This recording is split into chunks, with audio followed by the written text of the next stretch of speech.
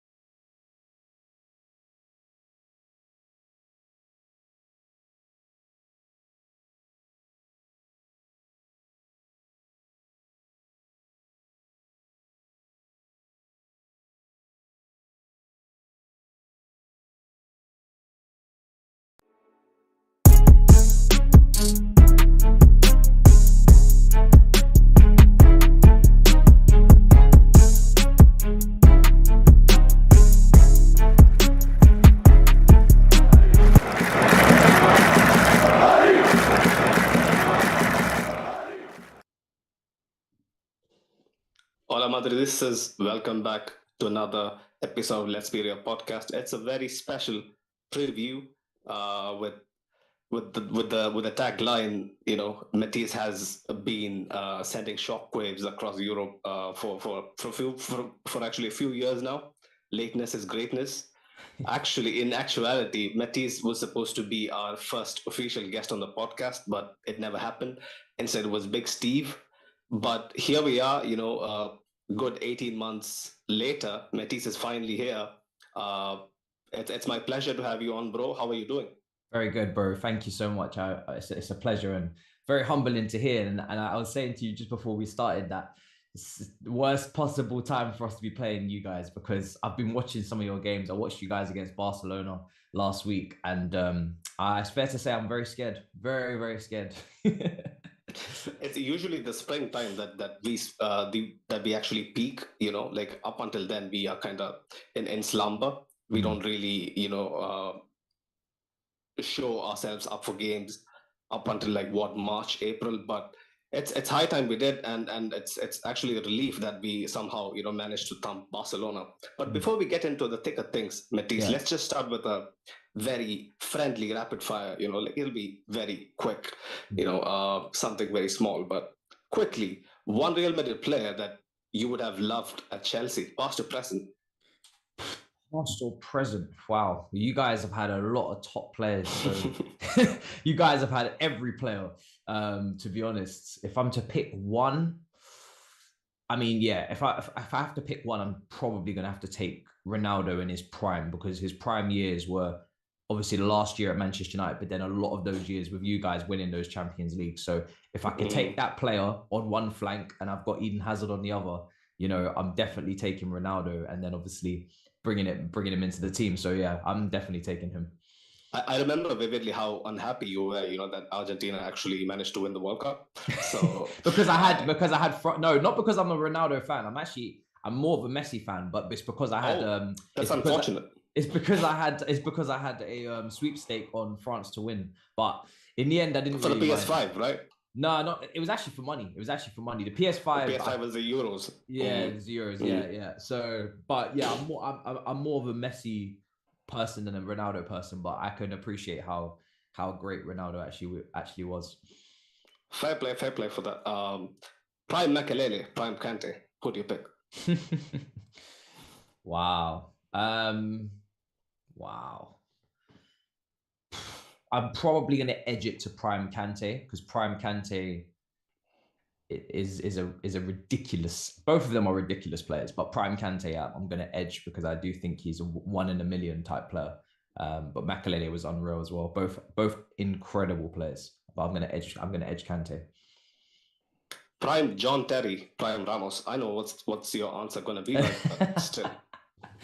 Yeah, I'm gonna go Prime Terry because just incredible ultimate defender. I think the best Premier League defender in history. So yeah, I'm gonna go. But yeah, that was a tough one to be fair because Ramos's headers and his goals in semi-finals and finals, he's pretty. He turns up, whereas Terry was suspended for our Champions League final. So and he also missed a crucial pen, right? Exactly. Yeah. Missed a crucial pen as well. Yeah. So when it comes to Champions League, I'd have to go with Ramos, obviously.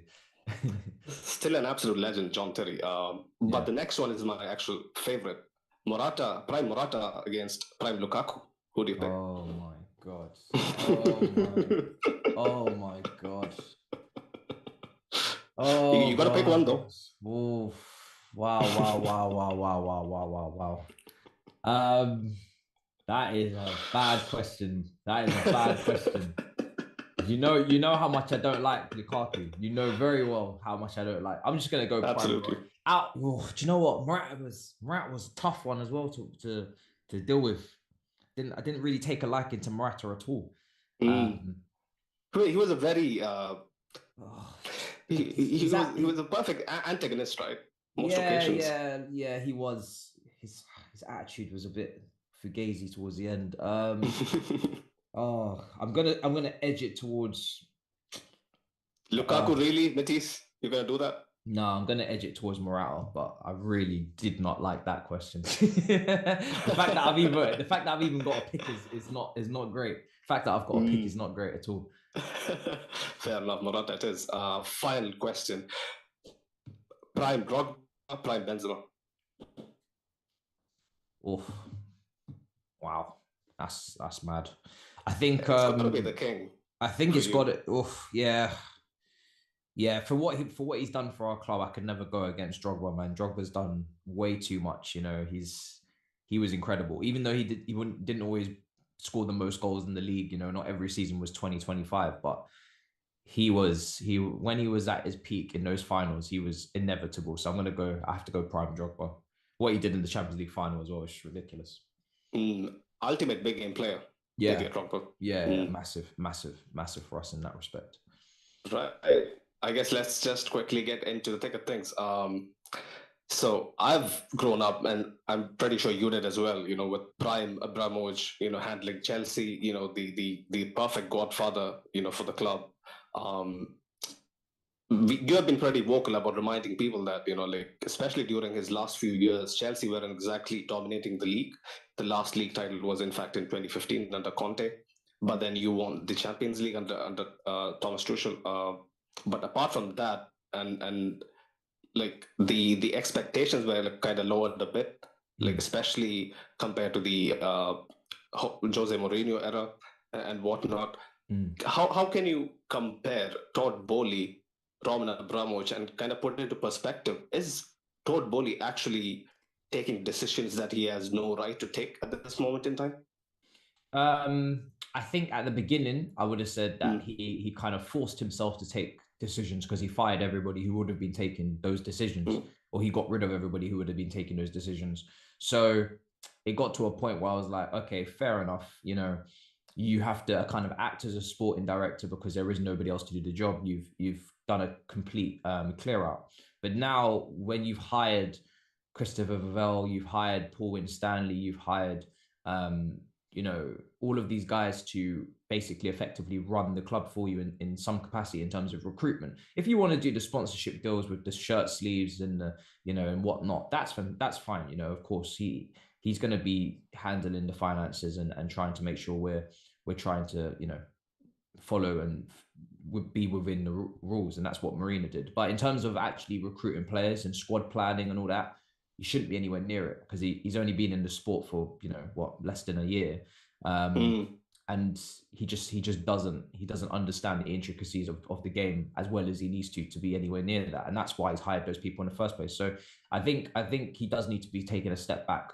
And once this manager's appointed with all of the staff that he has on board in those director roles, I really don't want to hear about him again from a recruitment standpoint, if I'm honest. It is actually, in actuality, it is kind of the NFL route, right? Like that's Mm. why he has so much say and influence in the decisions. Because I'm pretty sure the people advising Todd Bowley would have said, Frank Lampard, yes, might be a good intermediate coach for the meanwhile, but when a Champions League semi-final berth is at stake, Matisse, do you really think that it was Todd Bowley's decision at the end to actually tap into the sentimentality of the fans? Um, I think it's good PR. Mm, It didn't last very long because we lost mm. against Wolves. We lost against Wolves, and it was such a poor I saw the game. performance. Yeah, it Mm, was such a horrendous performance, bro. That you know, I don't really think too many people really care now.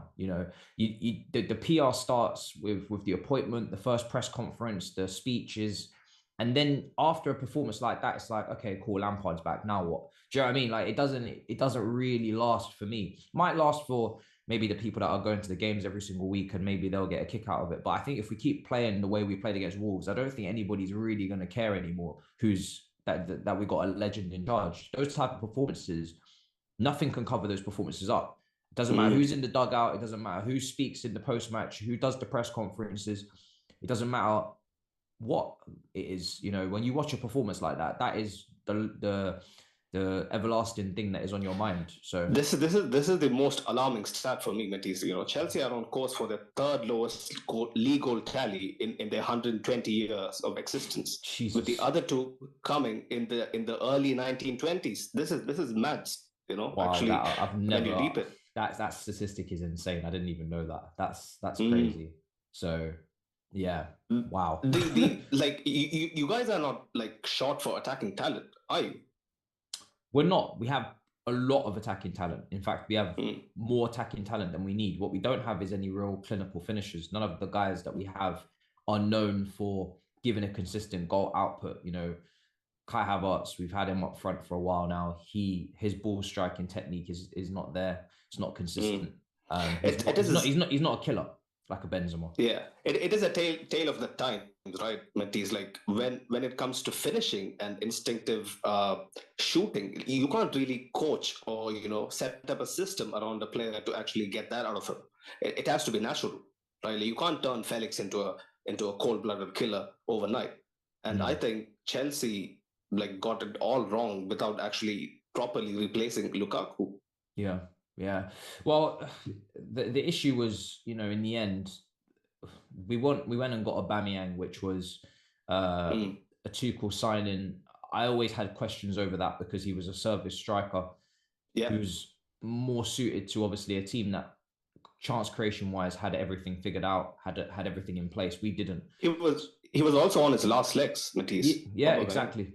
And Mm, it's like, when you add a player like that who demands service from a team that doesn't create chances consistently, and high quality chances at that as well, you're doomed. And that's exactly what we did. Instead of going and getting like a Gabriel Jesus who went to Arsenal, who maybe isn't more prolific, but at least he mm. can he can help you kill two birds with one stone. He's going to get you some goals, but he's also going to help with your chance creation and try to build the team a little bit more in a balanced way. And also he's going to press from the front and actually align with some of the ideologies that Tuchel wanted. But yeah, it was just a mess. It was just a mess, to be honest.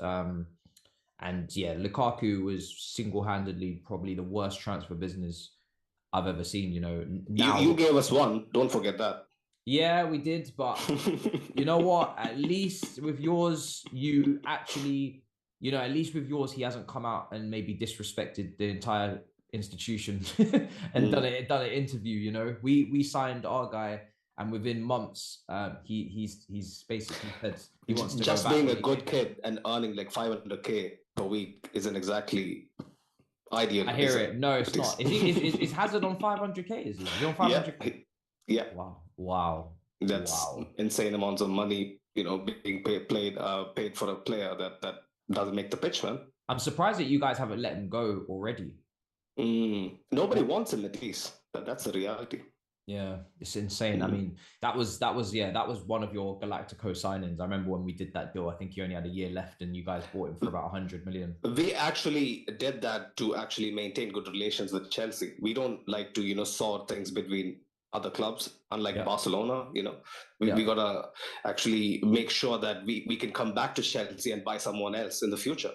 Yeah. That was, I think, the thinking Perez had. But this another name that makes my head wobble is Hakeem Ziyech. He had a phenomenal World Cup, like Yeah. just like a couple of months back. Yeah. As per the stats show, he has the most chances created per 90 this season for Chelsea, but he's out of the squad for unknown reasons.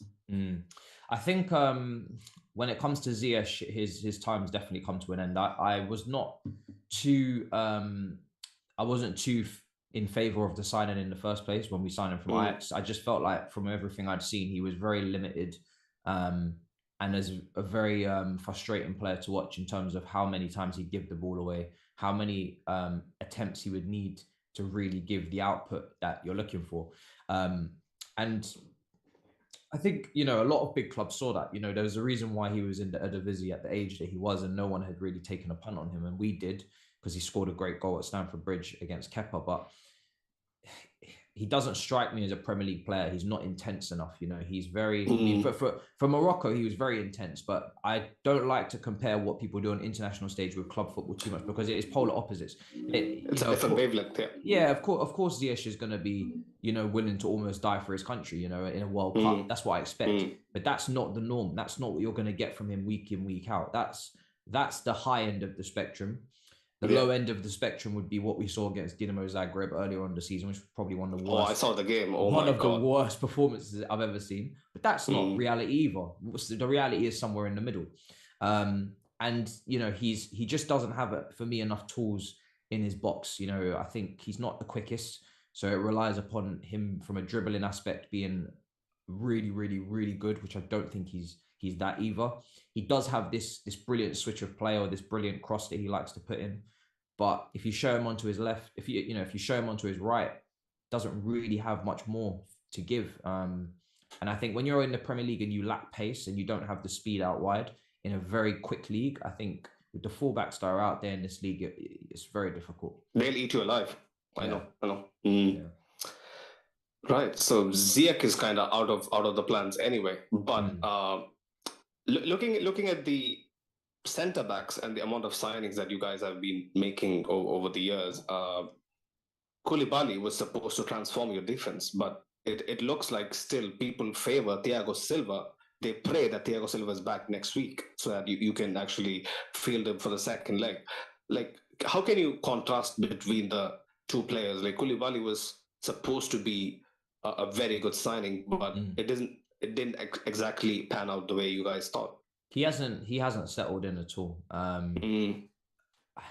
think I remember when I spoke to more of a Serie A expert in the summer when we signed him, and they said, listen, he's a very calm. He's nothing like Rudiger. He's very calm. He's very composed, but he also needs to feel his surroundings are settled and stable. At Napoli, that was his home. Do you know what I mean? Everything was fantastic at Napoli as well. He was there for so long. And he comes to Chelsea and it's been nothing but instability, around him. Everything's been, changing of managers, changing of systems, changing of everything. And I think he's just struggled to adapt. But the problem we have here is that he's on massive wages. He's not getting any younger. So he kind of has to work out. He was meant to be the person that kind of took the baton from Silva and went with it as the senior defender. But, if you spoke to most Chelsea fans now, they'd probably be happy to sell him in the summer and promote Levi Colwill. I think the squad plan, and unfortunately, we've been caught in two minds of trying to replace the Rudigers, Christiansens, Lukaku's, Werners, and trying to stay at a level which is basically qualifying for the Champions League. And then we've kind of now realised, actually, no, we've squad planning wise screwed ourselves over a little bit with some of the young players coming back in those defensive areas, who have got a lot of talent and wouldn't have cost a penny. But it's a mistake we've made before. So it's a shame. Gehi at Crystal Palace is a good shout, right? He could have stayed. Tomori at AC Milan is another one. Levi Colwill now at Brighton. Ian Matson's having a great season at Burnley. They got promoted in like record time under Vincent Kompany. So there's a lot of examples, and this is not the first time. We've gone through this before with many of the young players. So yeah, it's a shame because funnily enough, after all of this money spent since the transfer ban and the younger players were pushed through, Chelsea have not done much more in the league than that team did, which was finish in the top four. Chelsea have not accomplished anything more than a top four finish since that transfer ban, with all of that, youth injected into the squad. Yes, we've won a Champions League, but that was more for me down to the elite level manager that we had and the system that he put out there. You don't bring him in and you go with someone a level below, and I don't think you get that. And then suddenly you haven't won a trophy in God knows how long, because all of the cup finals have been defeats. So it's very slim margins between success and failure right now. Especially knockout competitions, like it's hard to take. Yeah. I saw the Carabao Cup and the FA Cup finals against Liverpool. Like, you guys could have easily nicked it if not for like poor finishing. Yeah, which has been always Chelsea's Achilles heel. Issue. But yeah. The interesting thing. Go on, Matty.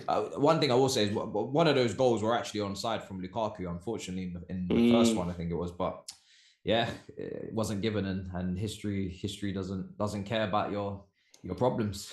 And Grizz actually got to carry a parade with that. But it's funny.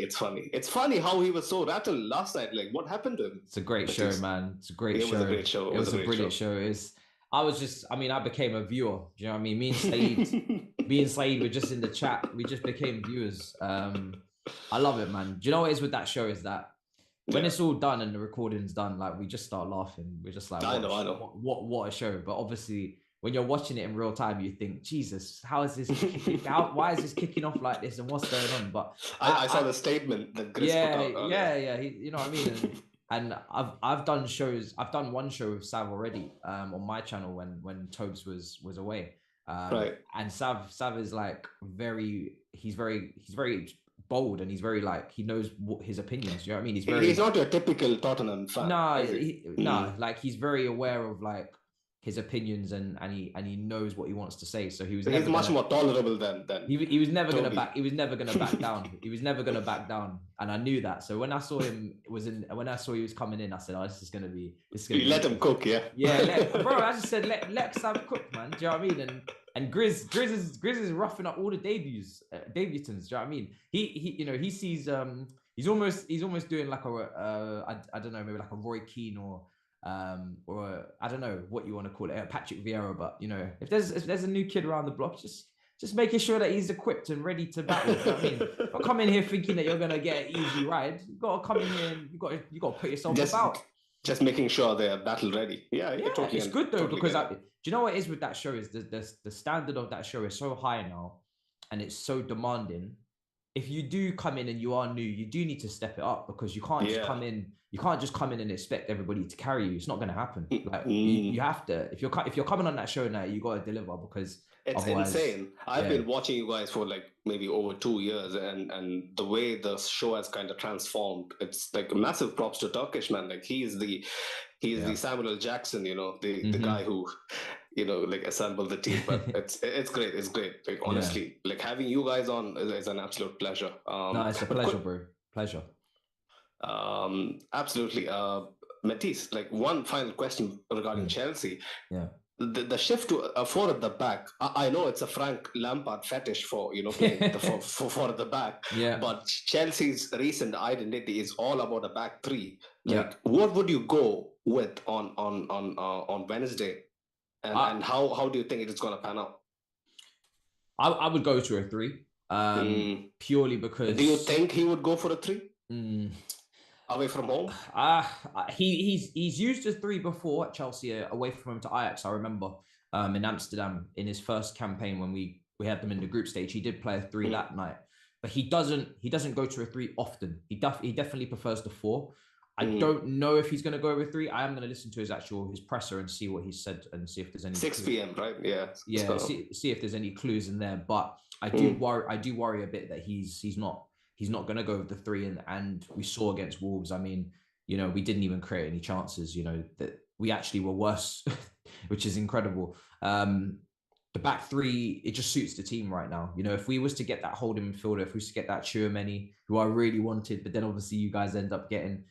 If we used to get that 6, then maybe you could go to that 4-3-3 because the midfield balance would be there. But right now, the And midfield N'Golo balance.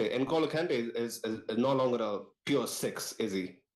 No, for Matisse. me, he's never been a six. I've argued with people about this for years, but he's never played as a real six. Even France in the World Cup, Matuidi was there to bring the balance in the midfield with Pogba. But more importantly, club football again, like I said, which is the bread and butter. At Leicester, he wasn't a six. Drinkwater sat a little deeper, played those long balls to Vardy. He was able to cover the ground. At Chelsea under Sarri, he was not a six. He played in a midfield three. All of the, Tuchel didn't use him as a six. All of the top managers have not used him as a six. They utilized his ball progressive. Yeah, he's a carrier. He's a great. He's a carrier. He's a brilliant ball carrier. He's a brilliant. He's a brilliant person to kind of go into the space and win the ball back and intercept and get around and you want to see Kante in as much of the pitch as possible. You don't want to see him shackled in the six. He's fantastic at winning the ball in all areas and intercepting and winning tackles. So the only issue is that when he does win the ball high up and now you need the shot or the final pass is actually something that I think he's improved. I think Sarri did improve a lot of that from him, but I think the shot will never really be there, but that's okay. I saw the shot against Aston Villa. The shot will never be there, but he's not a six for me. He's not the person I want starting he's not the person I want picking up the ball off the centre backs and doing all of that. I think for me Jorginho was much more suited for that. Yeah. But then the issue with Jorginho is that he's not really the perfect six because of the physicality limitations in his game. Yeah. So, and he's very slow as well. Yeah, exactly. So Chelsea's midfield is built a bit backwards. They need to just go back to basics. I think get people that play in the positions that they're in a competent way. Firstly, you gotta just drop Conor Gallagher, relegate him to the reserves. Like, I don't think he is fit enough to play at Chelsea's level, man. Like, he looks shocking. He looks out of his depth whenever I watch him. I mean, for me, he was obviously rewarded for his form at Palace, but if I'm being honest, he's just not technically good enough. It's as simple as that. If you're going to play for Chelsea, yes, you can care and you can, work hard and run and tackle. It's just tackling is not exactly that great either, but you can want to be at Chelsea, but to actually have the ability to play for Chelsea is two different things. And I've grown up on Ballacks and Lampards and Essiens and Makaleles and Kantes, and he is not good enough to play for Chelsea. And from the moment that he becomes good enough to play for Chelsea, Chelsea is not a top club. It's as simple as that. We need to have some of the best midfielders in the world. That's the engine room. That's the epicenter of the team. If you're losing midfield battles because your first touch is not there or you're not able to pass, but then you're not going to win the game. That's the area of the pitch that people look to dominate and control. You look at Manchester City. So yeah, for me, not good enough. I would be selling him in the summer immediately. Yeah, his passing, especially in deep areas, has been shocking. But see the three midfielders for you, Matisse, who's it going to be from Chelsea's side?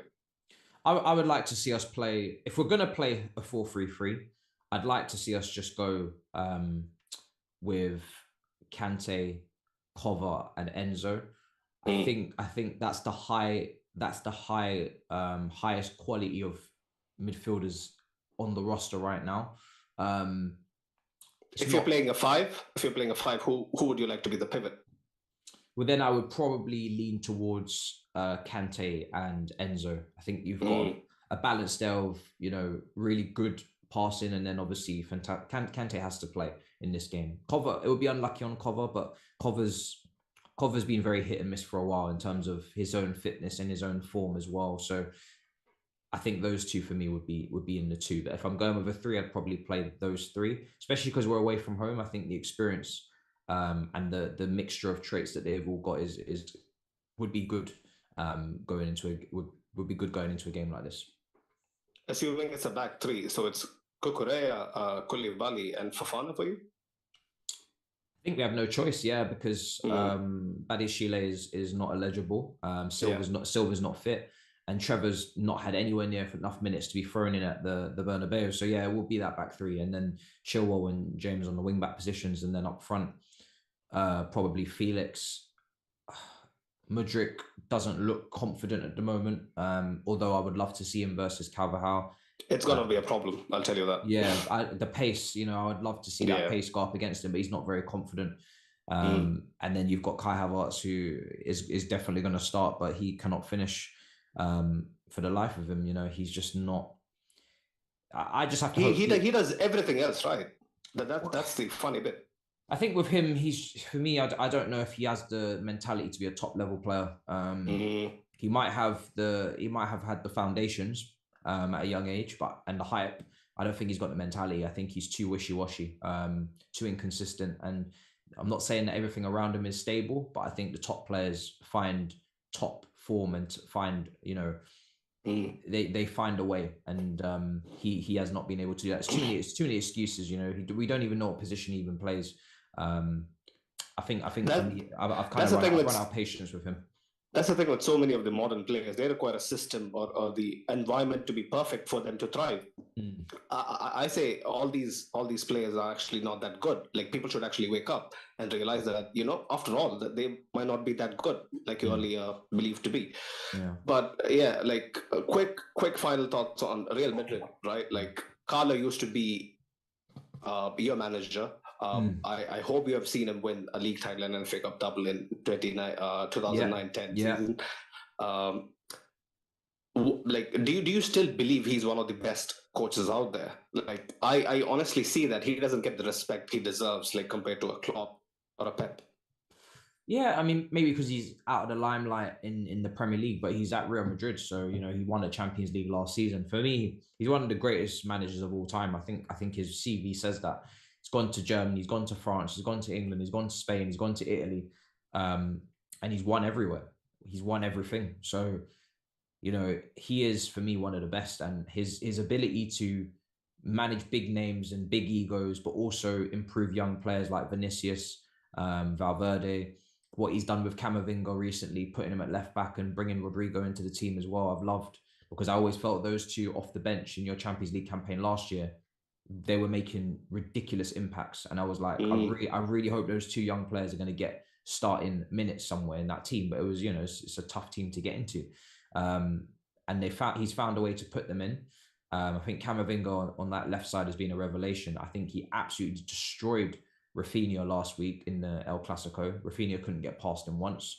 And then it helps you have some dominance in midfield as well and gives some legs to Kroos and Modric. So it's really good to see. Obviously in the league, it's a massive deficit to Barcelona, which is really, really poor. So it puts a lot of pressure on Champions League and Copa del Rey. There's rumors that he could maybe go to Brazil. I saw Rodrigo and Vinicius are cracking some jokes and whatnot. I think that's the last step for him, isn't it? Is international and a World Cup, and to go and finish his career like that. But yeah, he's been incredible. Don Carlo is what we call him at Chelsea, and he probably brought the most entertaining season we've ever had at Chelsea. In terms of the football and the goals. And Drogba was at his best under Carlo, if I'm not mistaken. Yeah, that was his best season. So much, we just scored goals for fun. Malouda, Anelka, Lampard. Malouda, yeah. Broke a few records. Yeah, we were just ridiculous that season. We were untouchable. He like you said, he got a league and cup double. And I also say that out of all of the sackings in the Roman era, that is the one that I will never agree with, and I thought was the harshest sacking I've ever seen at Chelsea was Carlo Ancelotti's sacking. The harshest sacking I've ever seen. Completely uncalled for, in my opinion. The season he was sacked, did he go trophyless? I'm not sure. He went trophyless, but we finished second, and it's like after doing a double the year before, and with the CV that he's got and the football that we play, I thought it was ridiculous. But Roman really wanted the Champions League, and if anybody failed to bring him the Champions League, he was up. You're finished. Bye. Yeah. One final question about Vinicius Matisse. Like, did you expect him to turn out to be this good in the span of 2 years? I always knew he was going to be a talent. I think when Real Madrid go and get a talent from Brazil, as they've done with Vini and obviously Rodrigo, and now obviously there are a couple that didn't work out. Rene Jesus. Yeah, you had a midfielder as well. I can't remember the name. Was it beginning with an R? That you signed? Was it you guys that signed this midfielder, this Brazilian midfielder? But anyway, you might be mistaking it with Lucas Silva. No. That was way back. No, not him. Somebody else. But obviously, Endrick is coming in as well from Palmeiras. So yeah, Vinny for me, I always knew Vinny was going to have a lot of talent, but I didn't expect it to happen so fast. And I think that's down to Carlo a lot. You know, he's obviously put an arm around him. I remember the Benzema whole situation with the, you know, Vinny's playing against us and whatnot. And since that moment, you know, he's skyrocketed. So yeah, he's a serious talent. I love him. I love watching him play, man. He's it's a breath of fresh air to see him taking people on tight spaces. And now I think Rodrigo's in the team. It's going to be even better because my only worry with Vinny was that Benzema's obviously, you know, going to do what he does as a striker and create and drop deep and link things up. But with Valverde on the other side on the right, it was like Vinny kind of lopsided. Yeah, very lopsided and very Vinny or, you know, Vinny or nothing with in terms of taking people on. Now you got Rodrigo there as well. It just brings a bit more balance, gives Vinny something else to work with, and doesn't stops him from getting doubled up on. So yeah, I think it's really good. I think it's good. Well, finally, predictions for tomorrow and predictions, you know, on aggregate for the overall tie. Metis, let's see your chest. There's no chest. There's no chest. You gotta have some chest, man. Come on, Metis. No. Chest. The chest is gone. This season, the chest does not exist. It doesn't exist. You guys saw last year when we had a 3-1 aggregate lead. You came back to the Bernabeu, and that was under Tuchel, and Tuchel to Lampard is not even a comparison, and Lampard hasn't even got his UEFA Pro license. He's on an A. Yeah, I actually was surprised when you told that last night. Yeah, that's insane. It is insane. It is insane. So for me, and there's a lot for him to work on tactically as a coach, like a lot. He's a lot to learn, as well as he did in his first season at Chelsea. He's a lot to learn. So for me, it's not even a competition. Unfortunately, I think you guys are 100% going through, and it's just a case of we need to not be destroyed. I think if I'm predicting for tomorrow, I'll probably go. Unfortunately, I think you'll probably beat us 2-0 comfortable. And that's me being nice, if I'm honest, because I think it could easily be 3, but I'm gonna go 2-0 just to keep it respectful. If it's 2-0, I think you still have a chance in the second leg, Matisse. I personally don't think we do, because we can't shoot, and you guys have Benzema and you know, Ramadan Benzema is a problem. Do you know what I mean? This guy, this guy is just you know. I mean, you guys scored 4 against Barca, 6 the weekend before, and 2 on the weekend. I know you lost, but you rested everybody. So yeah, for me, with the amount of goals you guys are scoring in comparison to us, we haven't scored in 3 games in a row. I think, yeah, it's not good. It's not going to go well. My only concern is Carlo shouldn't be second guessing what he's supposed to be doing. Just do exactly what you've done and you'll be fine. Literally. Yeah. Same team that played against Barcelona, you're gonna win. Yeah, he's in a dilemma to actually, you know, like who to start, you know, Fede or Rodrigo down the right. But I would personally prefer Rodrigo to be, you know, take the initiative against Chelsea at home. We need to build a scoreline to take back to the bridge. You know, like if we leave it at like 1-0 or 2-0, you're literally inviting Chelsea to, you know, have a go at you. So if I see Valverde starting, I'll be happy. If he starts at right wing, I'll be a lot happier, because that would tell me that you guys are going a bit more defensive than you should. Yeah, absolutely. I guess that's pretty much it, Matisse. Was an absolute pleasure having you on, man. Like it's been a long time coming. Like I said earlier, like to finally see you in the flesh. It's amazing. Thank you, man. It's a pleasure. Appreciate it. Thank you very much. I appreciate it. Until next time, man. Take care. 100%. Big up, guys. Thank you. In a bit. Don't forget to follow Matisse on his socials, on Instagram, on Twitter. His YouTube channel is also linked in the description below.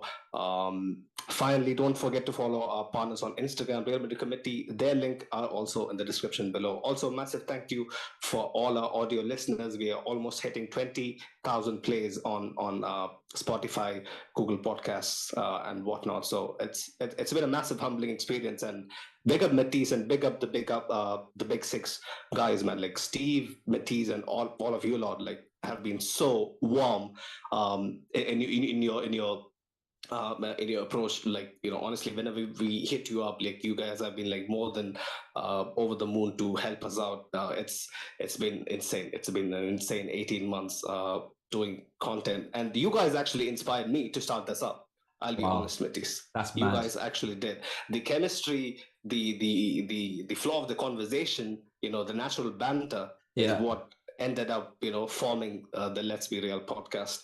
Um, yeah, man. Again, that's insane. it's an absolute pleasure. It's an absolute pleasure. Yeah. Also, just to let you know, Dami is on next week. Brilliant, perfect. That's fantastic. I know Dabby Yeah, very well. Yeah, I know Dabby very well. he was supposed to come in today, but he didn't get back. But you got back to me before he did. So, I told him Matisse is on. So he's like, no worries, he'll be on next week. So Perfect. back That's to great. back, we have like a couple of legends in and out. So yeah, it's gonna be pretty exciting, man. But yeah, Very, thank you for very coming on humbling to again, man. hear. It's very humbling to hear every time. Honestly, I try to just take it day by day with this content stuff and just do what needs to You're be doing a done. madness, man. Like, how many Yeah. teams do you actually cover in a day, Matisse? Yeah, I mean, at this point, it's a good two or three. I tried to cover all of the top Big six games. teams, and then outside of the league as well. When there's games going on, big games going on. You don't pay much love to Bundesliga, I've noticed. Why is that? Not yet, no. Bundesliga. I was late to. We Right. were focusing a lot on Italian football, a lot on the Spanish So there's been so many El Clasicos that I've had to do all of them. Mm. And then and now with Tuchel at Bayern and now some of the fixtures are a little bit easier to get on the schedule. We're doing more Bundesliga, yeah. So yeah, and Serie A's done now. Napoli have won it, so yeah. Well, again, it's an absolute pleasure. Thank you so So until much. next time, guys, see you. Hala Madrid. Appreciate it.